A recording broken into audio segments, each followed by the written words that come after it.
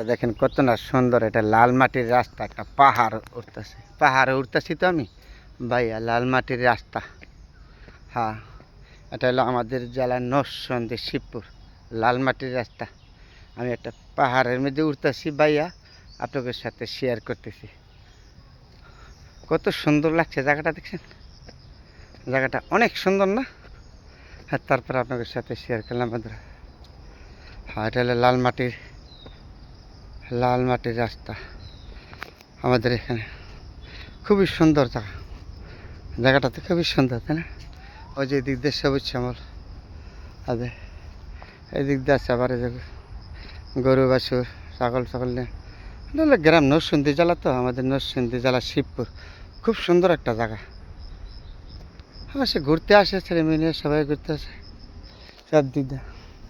খুব সুন্দর একটা জায়গা। এই যে পাহাড়ের নিচে থেকে দেখা যাচ্ছে, অনেক সুন্দর।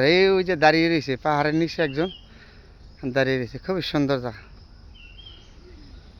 গাছপালা ভর্তি, যেদিকে তাকাবেন এদিকে, তাই না?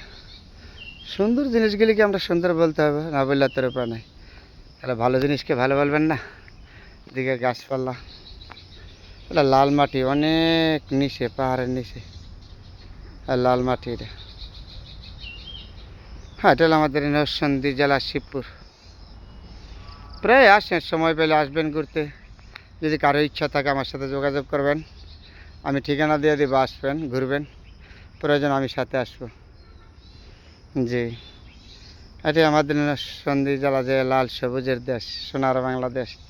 তার গুণগান বলে শেষ করতে পারবো না। তখন আপনাদের সাথে যখনই আসি গ্রামে, তখন আমি সুন্দর জিনিসগুলি ধরে তুলি।